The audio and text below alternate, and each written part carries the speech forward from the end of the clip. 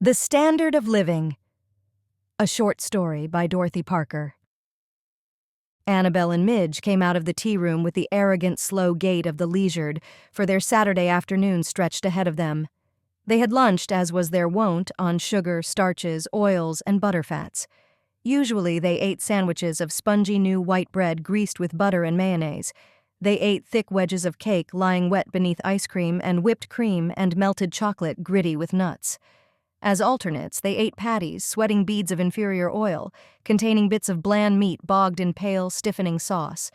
They ate pastries, limber under rigid icing, filled with an indeterminate yellow sweet stuff, not still solid, not yet liquid, like salve that has been left in the sun. They chose no other sort of food, nor did they consider it. And their skin was like the petals of wood anemones, and their bellies were as flat and their flanks as lean as those of young Indian braves. Annabelle and Midge had been best friends almost from the day that Midge had found a job as stenographer with the firm that employed Annabelle. By now, Annabelle, 2 years longer in the stenographic department, had worked up to the wages of $18.50 a week. Midge was still at $16. Each girl lived at home with her family and paid half her salary to its support. The girls sat side by side at their desks. They lunched together every noon. Together they set out for home at the end of the day's work. Many of their evenings and most of their Sundays were passed in each other's company. Often they were joined by 2 young men, but there was no steadiness to any such quartet. The 2 young men would give place, unlamented, to 2 other young men, and lament would have been inappropriate, really, since the newcomers were scarcely distinguishable from their predecessors. Invariably, the girls spent the fine, idle hours of their hot-weather Saturday afternoons together. Constant use had not worn ragged the fabric of their friendship. They looked alike, though the resemblance did not lie in their features. It was in the shape of their bodies, their movements, their style, and their adornments. Annabelle and Midge did, and completely, all that young office workers are besought not to do.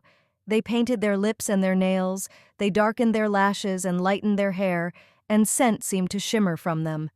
They wore thin, bright dresses, tight over their breasts, and high on their legs, and tilted slippers, fancifully strapped. They looked conspicuous and cheap and charming. Now, as they walked across to Fifth Avenue with their skirts swirled by the hot wind, they received audible admiration. Young men grouped lethargically about newsstands awarded them murmurs, exclamations, even the ultimate tribute whistles. Annabelle and Midge passed without the condescension of hurrying their pace. They held their heads higher and set their feet with exquisite precision, as if they stepped over the necks of peasants.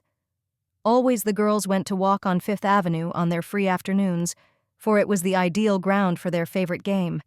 The game could be played anywhere, and indeed was. But the great shop windows stimulated the 2 players to their best form. Annabelle had invented the game, or rather, she had evolved it from an old one. Basically, it was no more than the ancient sport of what would you do if you had $1 million.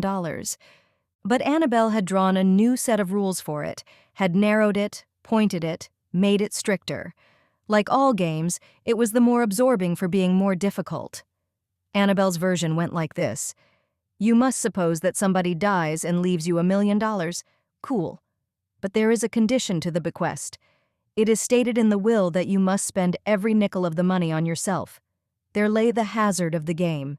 If, when playing it, you forgot and listed among your expenditures the rental of a new apartment for your family, for example, you lost your turn to the other player. It was astonishing how many, and some of them among the experts too, would forfeit all their innings by such slips. It was essential, of course, that it be played in passionate seriousness. Each purchase must be carefully considered and, if necessary, supported by argument. There's no zest to playing it wildly. Once Annabelle reduced the game to Sylvia, another girl who worked in the office. She explained the rules to Sylvia and then offered her the gambit. What would be the first thing you'd do? Sylvia had not shown the decency of even a second of hesitation.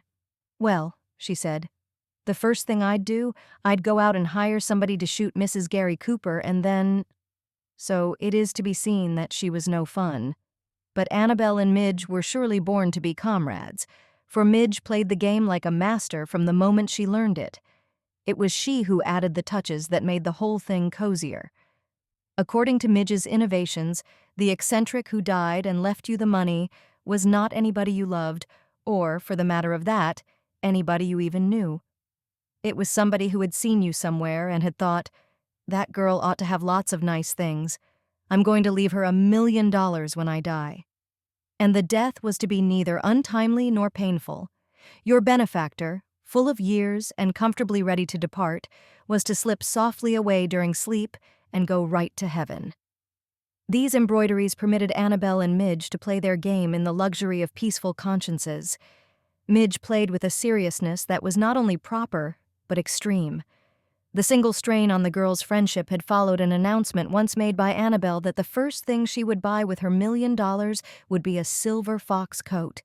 It was as if she had struck Midge across the mouth.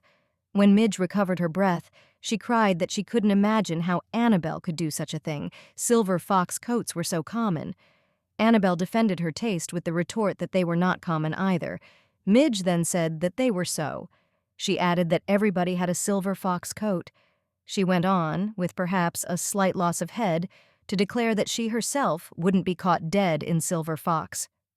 For the next few days, though the girls saw each other as constantly, their conversation was careful and infrequent, and they did not once play their game.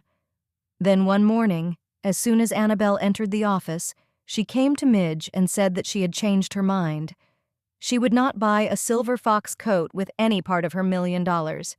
Immediately on receiving the legacy, she would select a coat of mink. Midge smiled, and her eyes shone. "I think," she said, "you're doing absolutely the right thing." Now, as they walked along Fifth Avenue, they played the game anew. It was one of those days with which September is repeatedly cursed, hot and glaring, with slivers of dust in the wind. People drooped and shambled, but the girls carried themselves tall and walked a straight line, as befitted young heiresses on their afternoon promenade. There was no longer need for them to start the game at its formal opening. Annabelle went direct to the heart of it. "All right," she said. "So you've got this $1 million. So what would be the first thing you'd do?" "Well, the first thing I'd do," Midge said, "I'd get a mink coat." But she said it mechanically, as if she were giving the memorized answer to an expected question. "Yes," Annabelle said, "I think you ought to, the terribly dark kind of mink." But she too spoke as if by rote. It was too hot. Fur, no matter how dark and sleek and supple, was horrid to the thoughts. They stepped along in silence for a while. Then Midge's eye was caught by a shop window. Cool, lovely gleamings were there, set off by chaste and elegant darkness. "No," Midge said, "I take it back. I wouldn't get a mink coat the first thing. Know what I'd do? I'd get a string of pearls. Real pearls." Annabelle's eyes turned to follow Midge's. "Yes," she said slowly. "I think that's a kind of a good idea, and it would make sense, too, because you can wear pearls with anything." Together they went over to the shop window and stood pressed against it. It contained but one object, a double row of great even pearls clasped by a deep emerald around a little pink velvet throat. "What do you suppose they cost?" Annabelle said. "Gee, I don't know," Midge said. "Plenty, I guess." "Like $1,000? Annabelle said. "Oh, I guess like more," Midge said. "On account of the emerald." "Well, like $10,000, Annabelle said. "Gee, I wouldn't even know," Midge said. The devil nudged Annabelle in the ribs. "Dare you to go in and price them," she said. "Like fun," Midge said. "Dare you," Annabelle said. "Why, a store like this wouldn't even be open this afternoon," Midge said. "Yes, it is so too," Annabelle said. "People just came out. And there's a doorman on. Dare you?" "Well," Midge said, "but you've got to come too." They tendered thanks, icily, to the doorman for ushering them into the shop. It was cool and quiet, a broad, gracious room with paneled walls and soft carpet. But the girls wore expressions of bitter disdain, as if they stood in a sty. A slim, immaculate clerk came to them and bowed. His neat face showed no astonishment at their appearance. "Good afternoon," he said. He implied that he would never forget it if they would grant him the favor of accepting his soft-spoken greeting. "Good afternoon," Annabelle and Midge said together, and in like freezing accents. "Is there something?" the clerk asked. "Oh, we're just looking," Annabelle said. It was as if she flung the words down from a dais. The clerk bowed. "My friend and myself merely happened to be passing," Midge said, and stopped, seeming to listen to the phrase. "My friend here and myself," she went on, "merely happened to be wondering how much are those pearls you've got in your window." "Ah, yes," the clerk said. "The double rope. That is $250,000, madam." "I see," Midge said. The clerk bowed. "An exceptionally beautiful necklace," he said. "Would you care to look at it?" "No, thank you," Annabelle said. "My friend and myself merely happened to be passing," Midge said. They turned to go from their manor, where the tumbril awaited them. The clerk sprang ahead and opened the door. He bowed as they swept by him. The girls went on along the avenue, and disdain was still on their faces. "Honestly," Annabelle said, "can you imagine a thing like that?" $250,000, Midge said. "That's $250,000 right there." "He's got his nerve," Annabelle said. They walked on.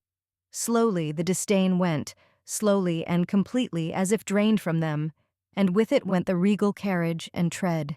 Their shoulders dropped, and they dragged their feet. They bumped against each other, without notice or apology, and caromed away again. They were silent, and their eyes were cloudy. Suddenly, Midge straightened her back, flung her head high, and spoke, clear and strong. "Listen, Annabelle," she said. "Look, suppose there was this terribly rich person, see? You don't know this person, but this person has seen you somewhere and wants to do something for you. Well, it's a terribly old person, see? And so this person dies, just like going to sleep, and leaves you $10 million. Now, what would be the first thing you'd do?